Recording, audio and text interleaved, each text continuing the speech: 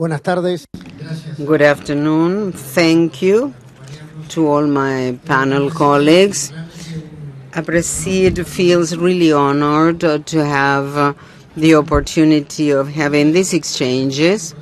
Let me focus on the significance for Aapresid in its holistic appreciation, because this topic was a concern for all us Aapresid members. And in 2009 we had a similar panel.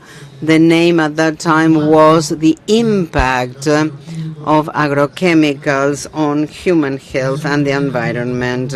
In 2009 we also had very significant experts in the panel, members of the civil society, of Vida Silvestre Foundation.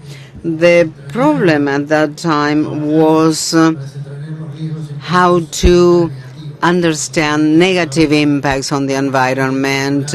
We were talking about natural areas conversion, etc. And we also have had people from Recursos Naturales Foundation. Dr. Sabsai mentioned the basic pillars of citizens' involvement in the environmental issues. When we refer to specific productive activities, CASAFE vision at that time was that life is always exposed to risk and never to zero risk, and we have to work to reduce risks. And the question was, who makes the decision? People in the government should make decisions. At that time, the vision was very important, and the contribution of the university was very significant. There has started a program, a cooperation program between different universities for an eco-epidemiological unit to assess the impact of agrochemicals. That started in 2009, and Aapresid members took part in that study, assessing water quality, human health, and residues in the bloodstream. The contribution of Minister Barañao, currently Science, Technology and Innovation Minister, contributed a big effort. He contributed the ethical perspective related to transgenic seeds or crops. For decision making, the ethical perspective was really significant, and the minister wanted to introduce the ethical component in communication. We could draw a document with the conclusions. Aapresid disseminated this document in the community. It was a public document, and Aapresid fostered the dissemination of these documents. So I can tell you that the results of this panel will also be included in a document to be summarized and disseminated together with that first document drafted 8 years ago. So I invite Guillermo March to start by explaining the vision of the production component as an agronomist.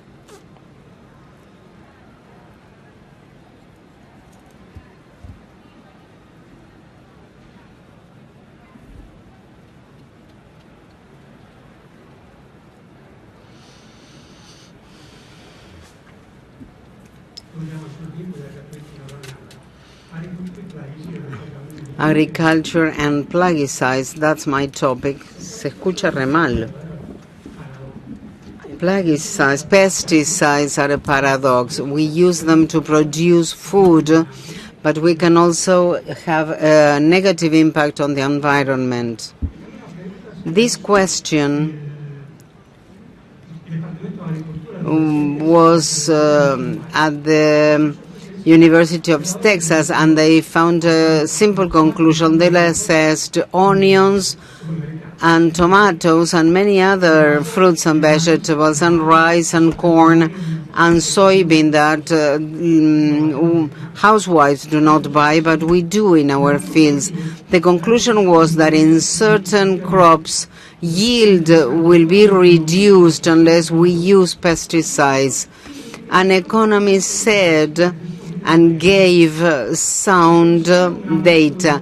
It would stop using pesticides, will increase prices, and consumers would have to pay more for pears, tomatoes, spinach, and exports will be in problems. So we've mentioned the world exports hungers. Europeans started with that famous directive, the 414 in 1991, to reduce pesticides with different approaches, setting taxes, removing taxes, until this paper was published in 2016. It is from the Indure group that is very linked to the European Union. Reducing pesticides will have a negative impact on self-sufficiency and competitiveness in wheat, in European wheat, and the loss will be about 2,400 million euros in the short term, and even more for 2020. And it also says that food production would become a social problem.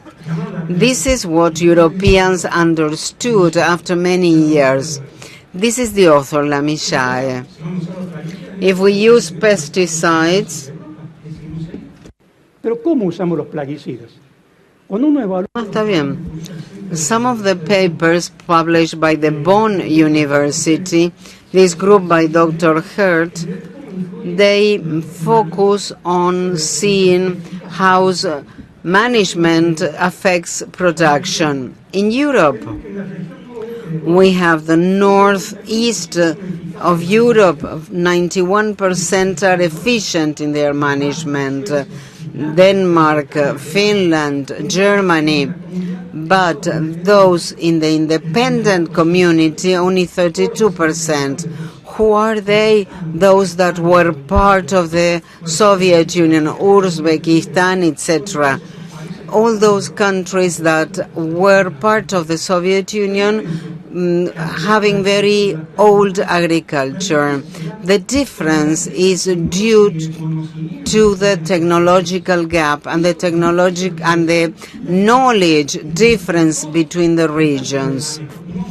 The knowledge of how to use management practices. If we think about the 13th meeting of pest experts in Córdoba, everybody agrees that pesticides should be used. And they say that pesticides are sometimes used when they are not needed.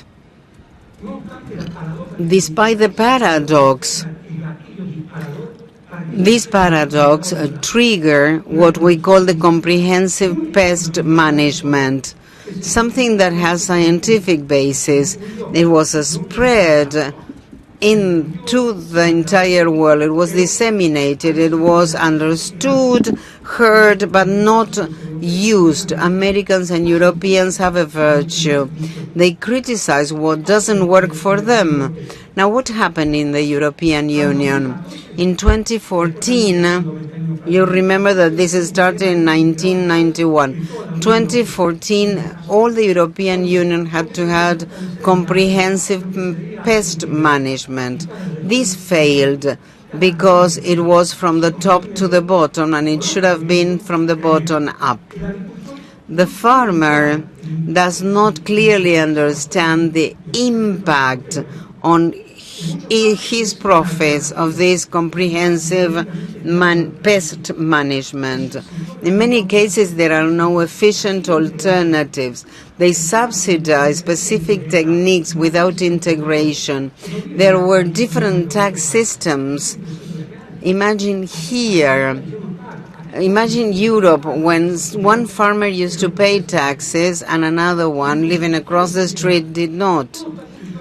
Everything is published in very significant journals, and the result is that taxes do not work in reducing the environmental impact.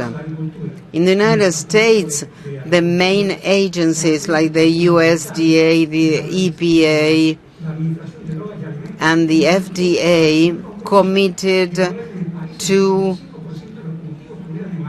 have 75% of the acreage with comprehensive pest management plans. Only 4 to 8% was the result.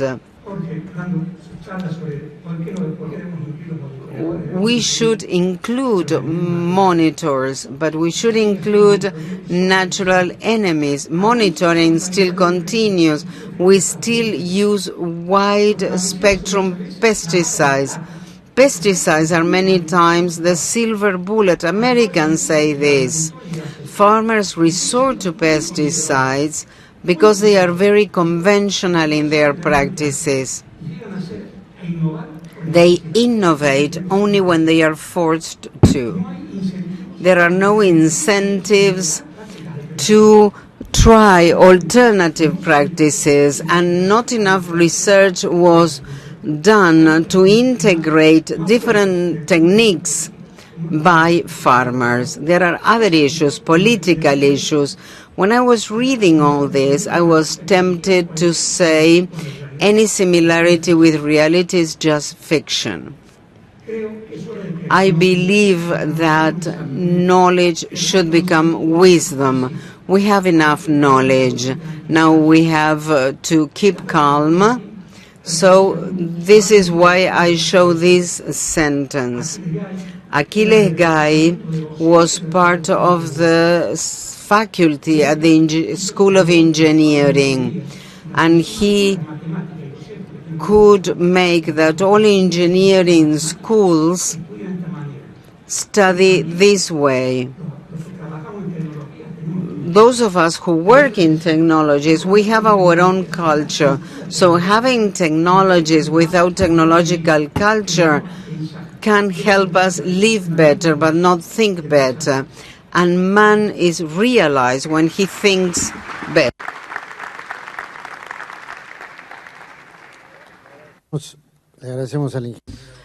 Thank you, Engineer March, and I would like to invite Dr. Garcia to give us her view from the point of view of health.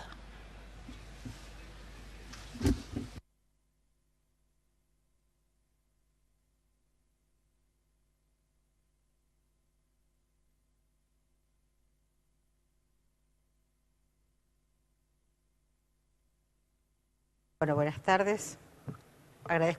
Good afternoon. I'd like to thank the organizers for having given me this opportunity to be here with you. I'm going to talk about some aspects related to health and the impact of plant protection products. We're going to talk about health and specifically about carcinogenesis assessment that has been carried out with some pesticides, since one was one of the major concerns of the last few years. And we're going to deal with glyphosate, which has also been a significant, interesting topic. I like showing this screen to talk about the impact on health, because here we see all the signs and symptoms of diseases that may affect human beings. There's a word, and considering all the pesticides we know, the wide range of it, they may all affect one part of the human body. From headache to infertility, all potential effects on human health may be produced by a pesticide, by a agrochemical or phytosanitary product, no matter what name you may choose. So they may have an impact on human being if they are in touch with human being. Any disease, all throughout, even death. We know that the most significant problem started in Argentina, where awareness about this issue was raised in 2008, 2009, when these stories appeared on the media.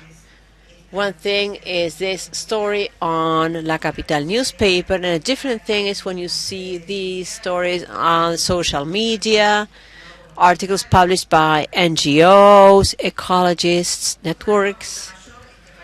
And it is an even more serious problem when you see these articles on scientific literature or in scientific journals published by universities or the scientific system in Argentina. Because when you see this, you feel that something has to be done, and so research on these topics is necessary. In March 2015, the monograph of the International Agency for Research on Cancer was published. They assessed 5 agrochemicals, including glyphosate. The other 4 may not be remembered by people, but they were also mentioned in this monograph: diazinon, parathion, substances which are not used or are banned or may have only one product in Argentina. But this is different from glyphosate, which have 400 different products approved in SENASA for agricultural use. And this is important because in 2015 we only had 16, 17 chemical substances used as pesticides classified by the IARC. Only one, captafol, had been assessed as a cancer-provoking agent. And we see these 5 agents here, including, as you may see, some which are classified as potentially carcinogenic. Glyphosate, diazinon, and malathion. There is limited evidence in human beings. Limited means that the evidence is not completely convincing to think that there might be some errors, and the research by the IARC thinks that animal evidence is enough and that there are evidences of toxicity that might make us think that these tumors that we see in animals may also be seen in human beings. We should also point out that this change in the assessment of the IR, the Cancer Research Agency, is more concerned in 2015 about these pesticides, but they do an assessment with only a few researchers, basically from countries with a high use of these PPPs. If you take a look at the monograph that summarizes the assessment of the IARC, there are 4 products produced in Argentina. The expert committee that include toxicologists from Nicaragua, from Colombia, nobody from Argentina, as a representative of the Argentinian scientific body, but some scientific articles published here were analyzed. A few months later, this happened in March, in June, another monograph was published assessing lindane and DDT and D4D as carcinogenic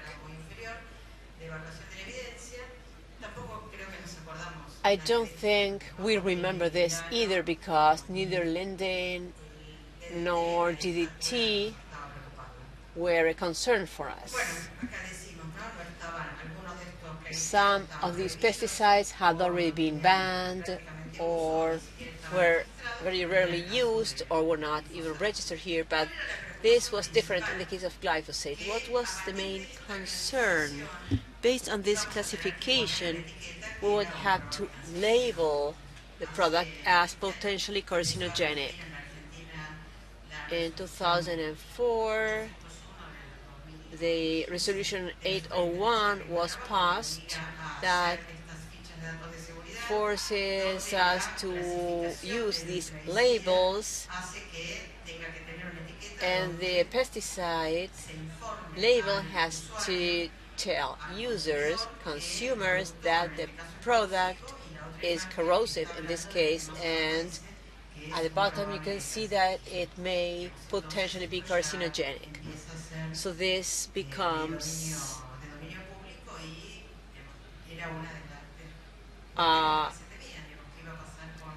public knowledge, and this is what we were worried about, what will happen with users and consumers once they start seeing these things on labels. And we started to see that based on these monographs, as soon as they were published, the German Risk Assessment Agency said, 2 months ago we finished our assessment, and for us this information analyzed by IARC does not conclude that glyphosate may cause cancer. However, we're going to analyze this, and 2 weeks later they say we have not found in the International Agency for Cancer Research monograph anything new that may make us think that we made a mistake or that there is something we have not taken into account. So we still think that glyphosate is not a product that may be considered carcinogenic. And the European Union said we're going to take a year to reassess available information. The World Health Organization is also surprised by the IARC's monograph and calls upon a committee of experts, a committee made up of people of the FAO and the World Health Organization, and they asked them to reassess this information because this expert committee had said a short time ago that glyphosate was not a concern from the point of view of its carcinogenesis. I asked them to invite some representatives from Argentina, from the Argentinian scientific team, considering that the WHO was interested in this because those countries where there was higher use of these pesticides that were following this topic should be present. Once the assessment of the experts committee was over, they said that after having read the same literature, they were not able to conclude that glyphosate, neither glyphosate nor malathion or diazinon, could cause cancer in human beings. They issued a few criticisms regarding the way they performed the assessment, because the largest cohort in terms of effects on health of pesticides is the AHS study from the US, with almost 60,000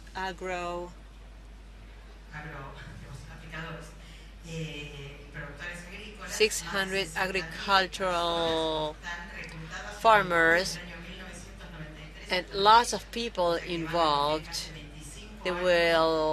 Soon there will be 25 years since they started studying all these people regarding their exposure and impact on health, and they've not been able to prove that exposure to glyphosate specifically causes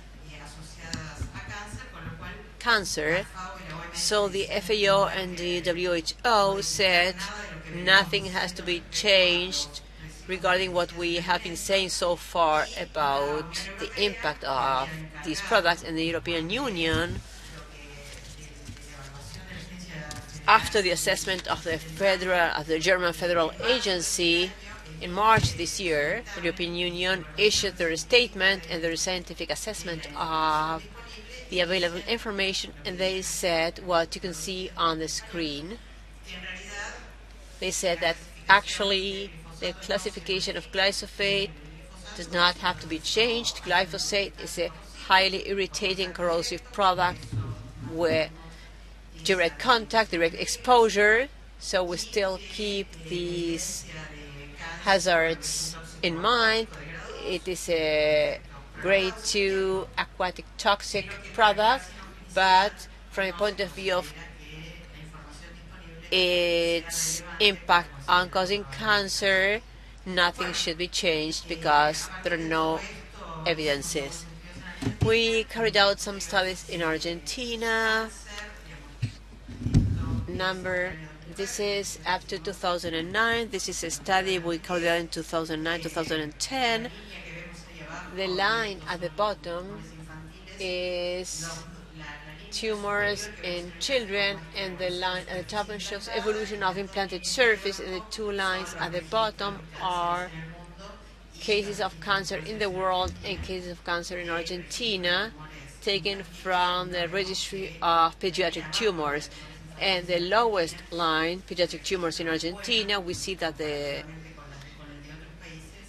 we are well as compared to other countries, and over the last 10 years we do not see any changes regarding the increased acreage. We also carried out a 20-year-long study of malformation over 20 years, and we can see the statistics here. In red, those municipalities or districts with a worse situation, while in green you see those where no changes have been identified. The idea was that those municipalities or districts where pesticides were used would have a higher rate of these cases. This does not mean that we still consider that it is okay for people to work like this gentleman here. We have worked with those who apply pesticides and those who work in peri-urban rural areas. That's where we think more pesticides are used, and we see these cases, and we don't think that the fact they're working with products which are not considered to be carcinogenic should be used because there are other dangers for health and the environment. All these classifications refer to a certain hazard of the agents rather than risks for human population, because as you may see here, danger is a combination of exposure. The risk is the combination of exposure and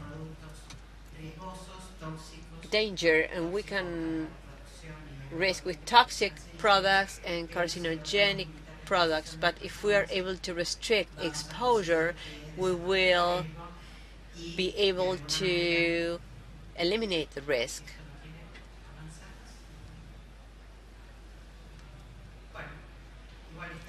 Well, anyway, this was my last slide. As a conclusion, I'd like to say that the scientific assessment of these dangers should bring about a better communication of risks, and our country should use good science to join the international round table and share our conclusions and the results we see in the assessment of our population health, because we see what happens when we do not cover those spaces. Thank you very much. Agradeciendo a la doctora Garcia, invitamos Thank you. Now Alejandro Brown if you can please take the floor and share with us your vision about this topic. This is the environmentalist perspective.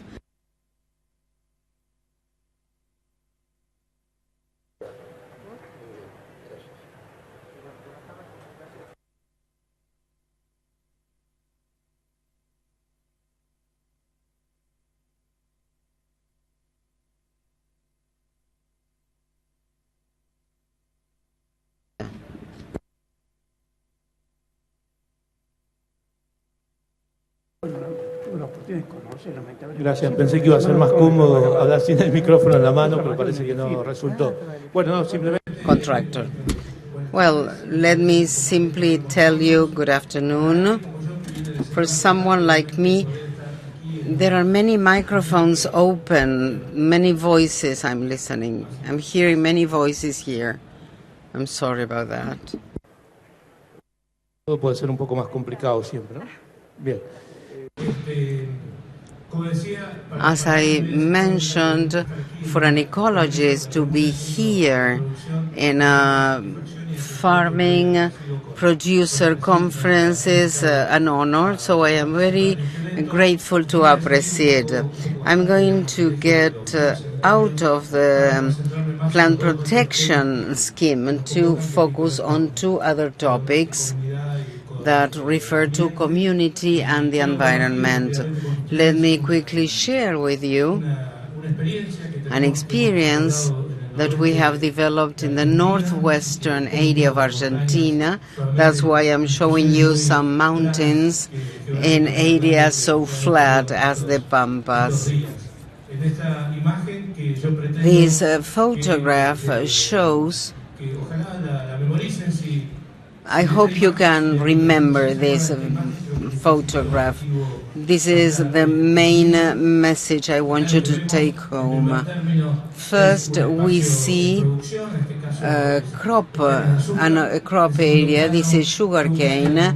Then we have the forest, which is a private reserve for those who produce sugarcane, and behind we have a national park, a protected area that was donated and managed by those who also produce the sugarcane, plant the sugarcane.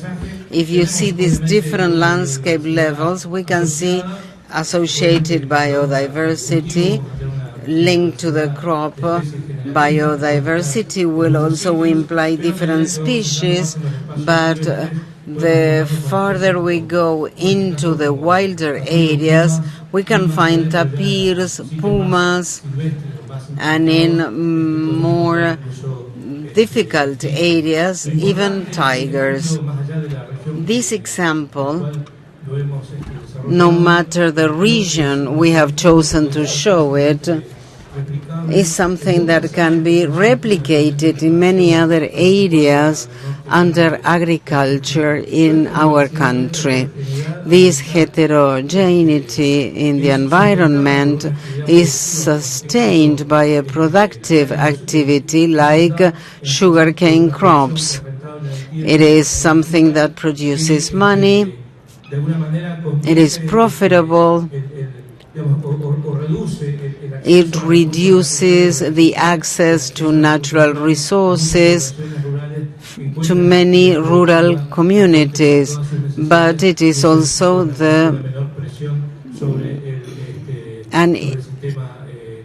it puts less pressure on the natural environment. This space integration, supported by this sugarcane crop, is what we call protective, productive landscape. Remember the photograph, remember this concept, protective, productive landscape. When we refer specifically to the Yungas region, we have developed an origin certificate, and we call it Producto Yunga. So everything that is produced in this landscape should be produced with management practices that is environmentally friendly, as the Producto Xunga certifies. We can have paper from sugarcane bagasse, sugar itself, lemons and lemon juice, furniture, honey, marmalades, craft, tourist services. All these activities are around the core, the main economic activity. Paper and lemons, for instance, lure and disseminate environmental issues in the area. The motto, this is the message actually, it is possibly to produce profit with profits and preserve nature in areas that are environmentally highly valued. Let me share this photograph that includes a very significant message. You know, it is the Pope, and then you have Carrefour International Executive.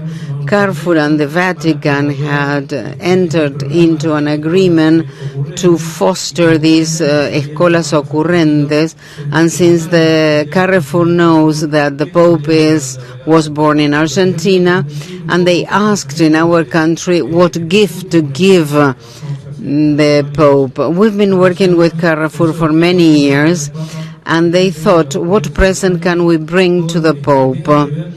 A present that relates with the encyclic related to social inclusion, with sharing a territory, with environmental commitments, with this, with what the Pope calls the shared house. And Carrefour thought that this message was embodied not only in Vatican documents but also in Producto Xungas. I believe this is the best synthesis of the significance of companies and the civil society working together with local communities to add value to a territory.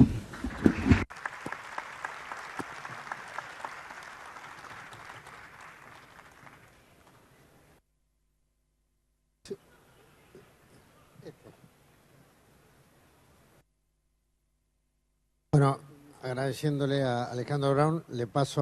Thank you, Alejandro. Now, another Alejandro. ¿Querés hablar de... Alejandro from MINCYT.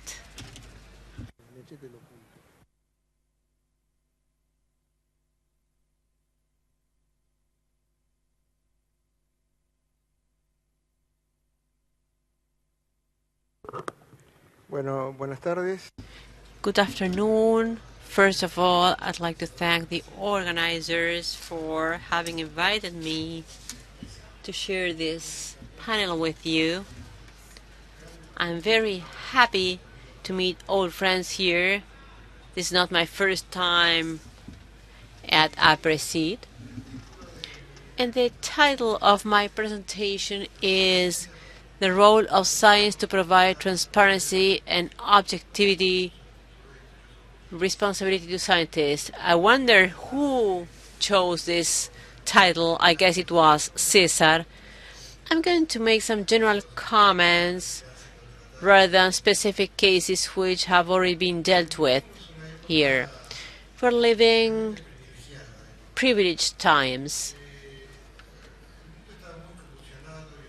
The world is quite disturbed, and every day you will see some signs of this disturbance: climate change, restricted or scarce physical resources, sudden cultural changes, hyper communication.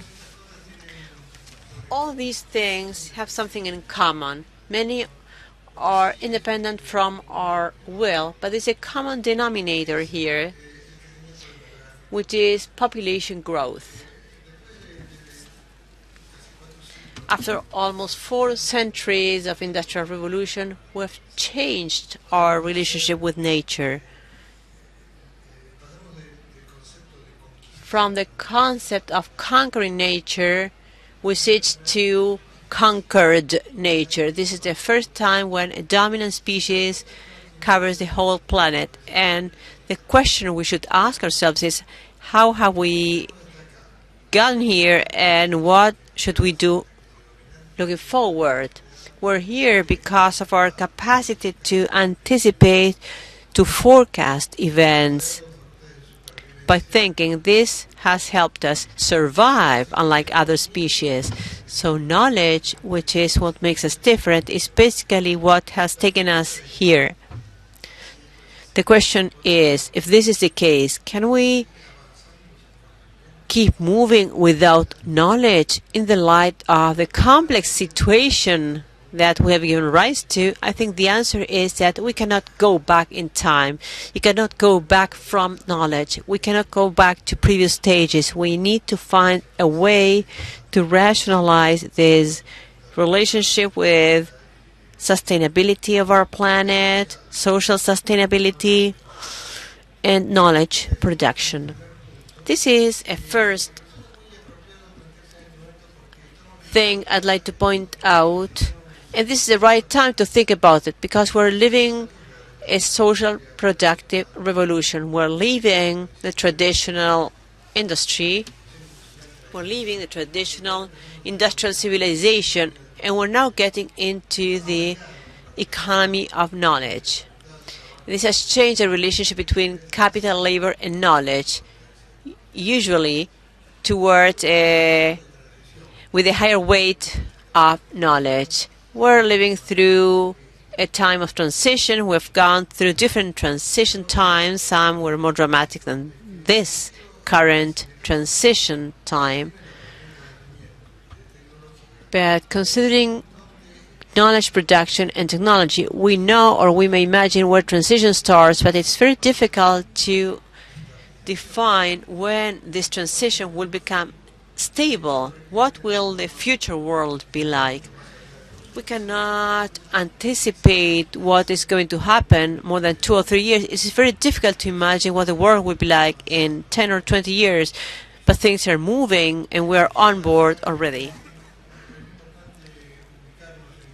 I think it is important to take this general vision in mind, because this is related to knowledge and scientific objectivity. Usually we say science is based on facts, but facts do not explain knowledge. Knowledge is something much more complex. In knowledge there is a mediation, and it doesn't start nor end with the observation or identification of a fact. If I stop, for example, a lay person and a geologist in front of the Andean mountain range, stating the fact will be, well, the Andean mountain range includes mountains, has mountains. This is a clear fact.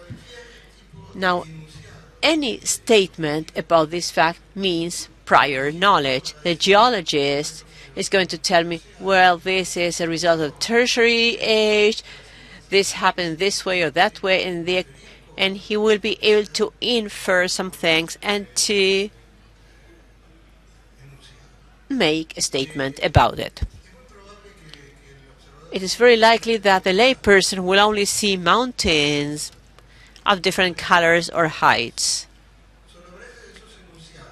So those statements conceptualize a fact based on a previous thinking concept. You cannot conceptualize scientific information if you did not study geology. So the geologist will say, well, this is really the result of the tectonic layers because I can see similar minerals in 2 continents and everything we know about this. This is not something you infer from the fact that there are mountains there. And the same thing happens with more sophisticated things. If I show a picture to an expert microscopist and a student, the observation of that image will be different in both cases. The expert will tell me whether there are any artifacts. He will see structures that may not be seen by the student. And the student will basically have to learn to identify things which are not evident at first sight. This is quite more complex when we no longer depend on things such as our senses, our sight. When we look at the universe, we do not use binoculars. We use satellites and observatories, and our view of the universe today is totally different from our view 20 or 30 years ago. The inferences are relatively much more complex, and now they are mediated by devices that are subject to errors, adjustments, and many things that did not exist in the past. However, this does not invalidate scientific knowledge. Today there are astrophysicists who think that there is not a single universe but several universes, and this is based on the theoretical discussion of cosmology today. Don't ask me how they got here. I'm a virologist, so I don't understand too much about these things. But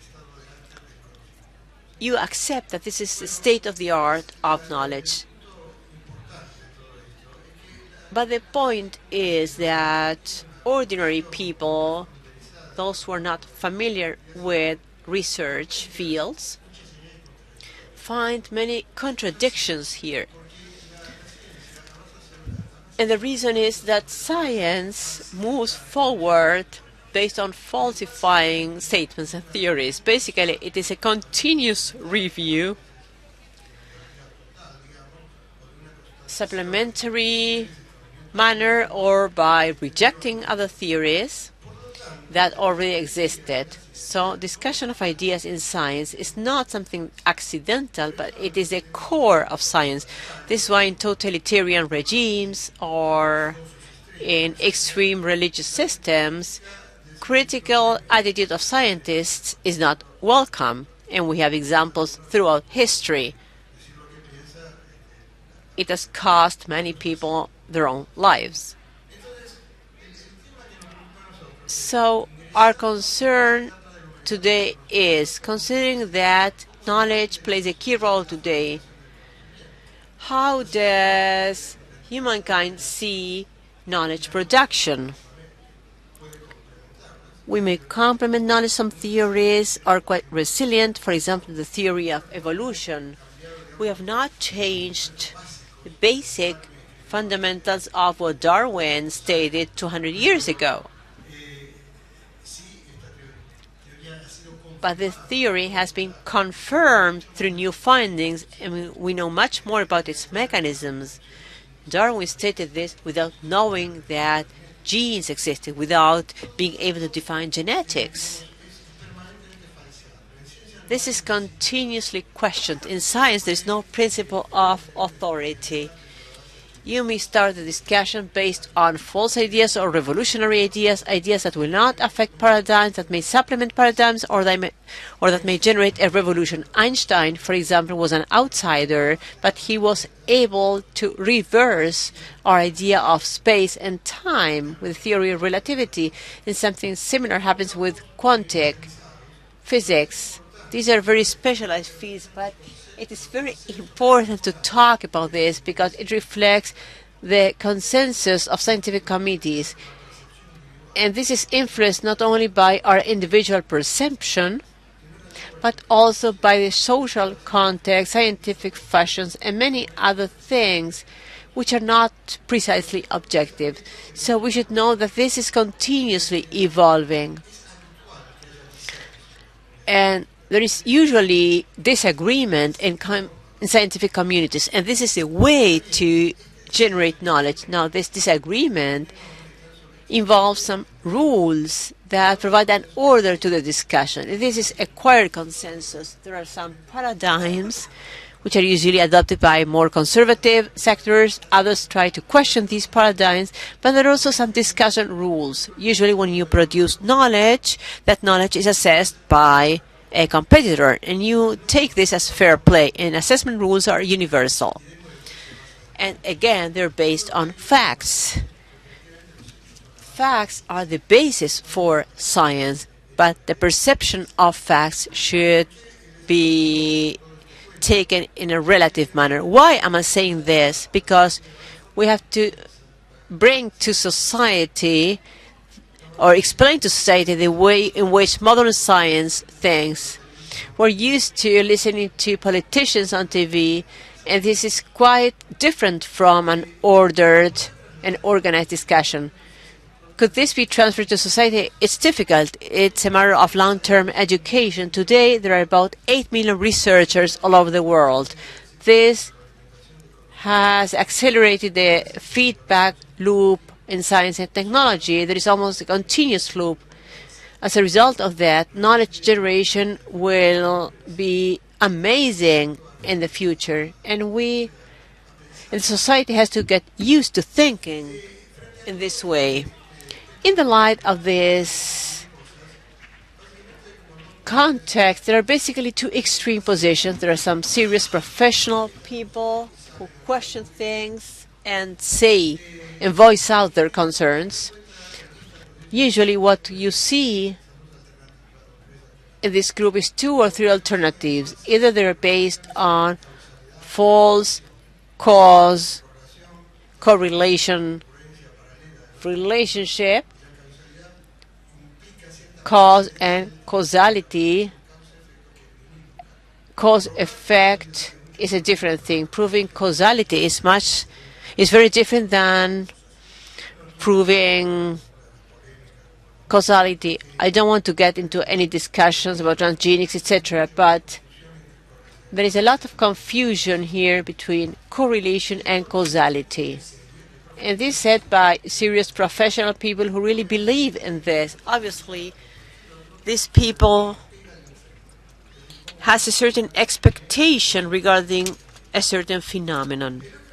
The other extreme is the pseudo-religious extreme that is not rational.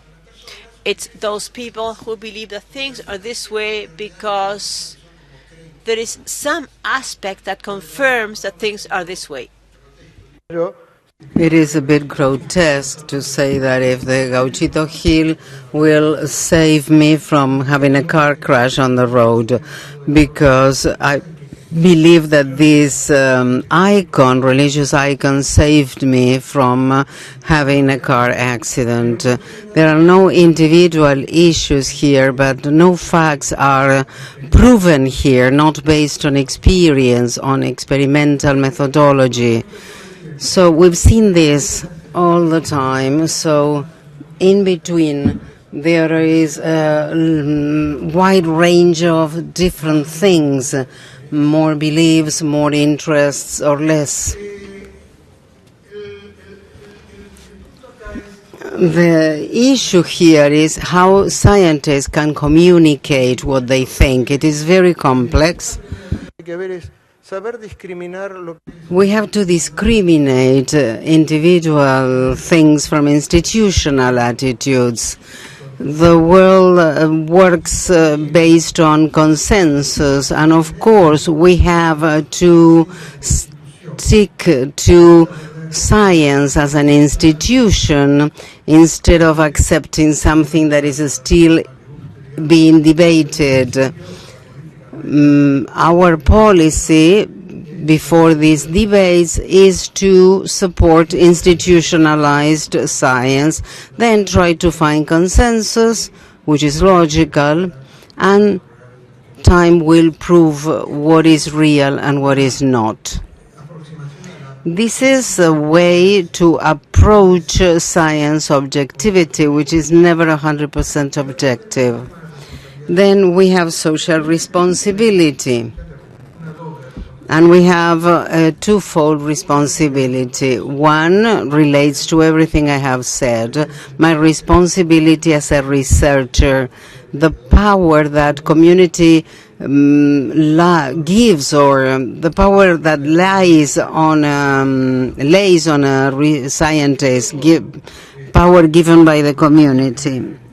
And there are many remarks that we can make, but something can be proven. Truth for a researcher can be tested. You cannot fabricate a truth. What is fake will be shown to be fake. That is one thing, something to be considered. So the consensus, the institutional truth, is something we can trust. And the other topic is the researcher's responsibility in a society, in a community like ours. Argentina is still trying to develop. We have many challenges, and the researcher doesn't work just for universal knowledge, but is also a citizen with social responsibility, among which we can mention communication, education, and transparency. And in our community, this should become a pillar. Trustworthiness exists because science can be tested. But the other is something that we request from our researchers. You don't have to work just for knowledge, for the future. We need you to be part of this Argentina, to be in touch with reality, to be in touch with the community, and be accountable of the many privileges that researchers have in our society.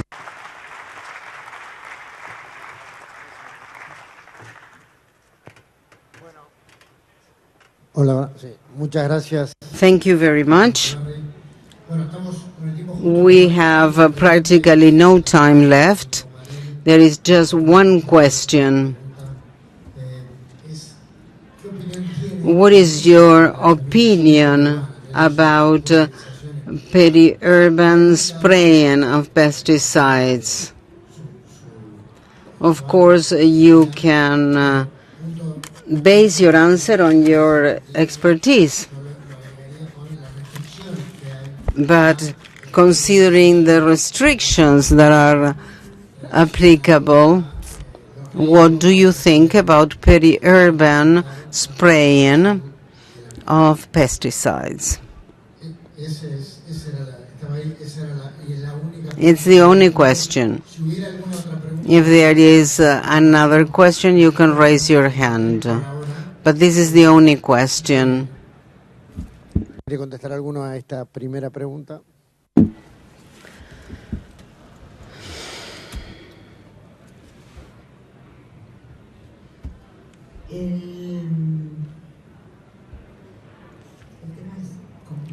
It's a difficult topic.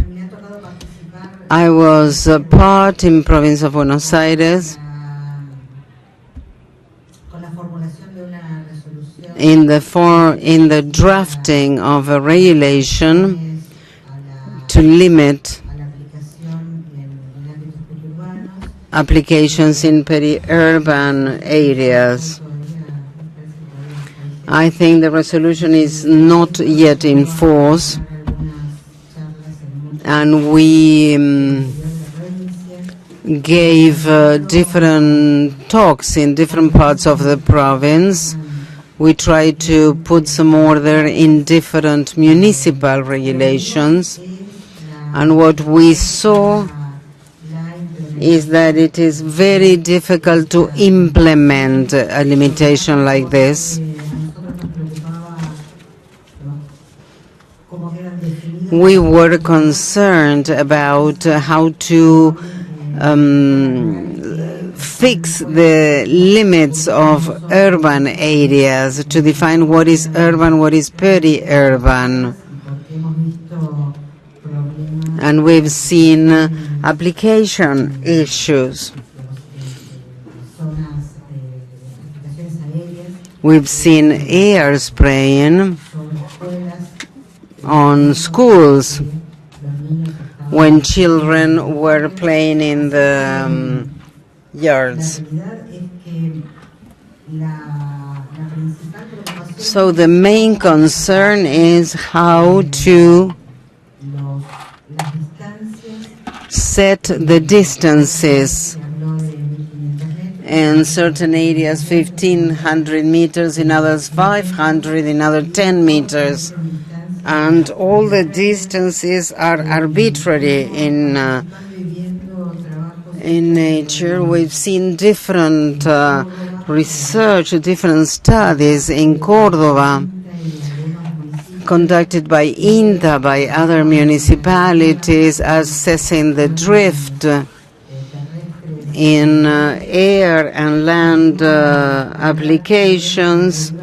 And actually, drift is not as important as some people think.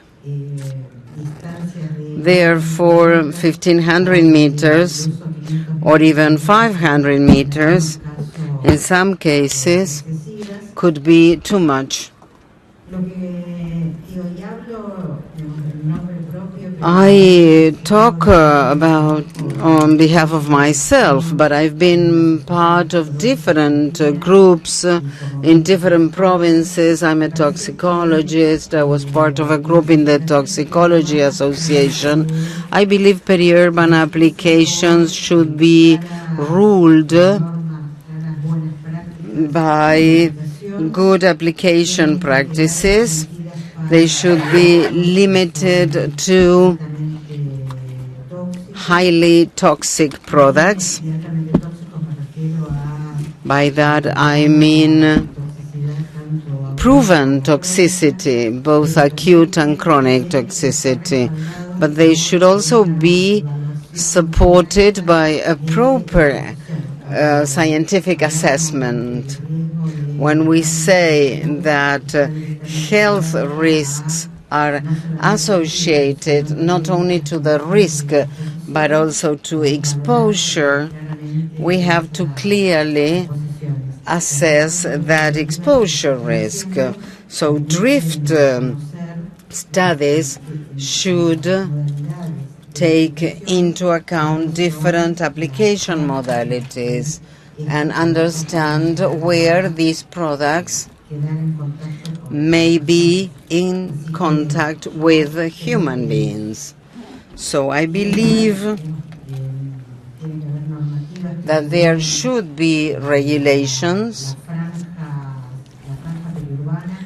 Peri-urban areas should have restrictions in terms of applications, and the most important challenge is how to monitor and control the enforcement of these regulations. Yes, I believe that this is relevant. Of course, the science and technology area should participate more and contribute knowledge to these discussions, but many times the information is not the most suitable one. But spraying, air spraying in peri-urban areas can have a negative impact on human health. That is, of course, known, but it's also relevant in rural areas. In the north of Argentina,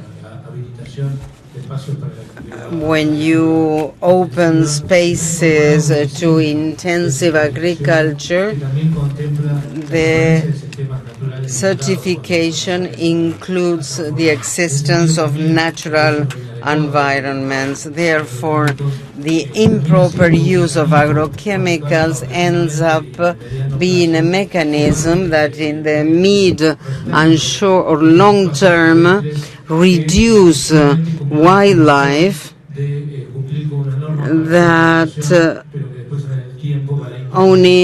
only to abide by the law. De agroquímicos y la eliminación de estos sistemas naturales. This is a problem that is a very general issue. We have to fight it, and it shows that the discussion between environment and production is not going along the proper path, and many times producers in the north abide by the law even though they know the law affect their production. But that is how they elaborate. This is a dialogue space, and of course guidelines should be good for the environment and should be approved by the private sector so that there is no longer this drift, not only of agrochemical, but a drift of commitments too.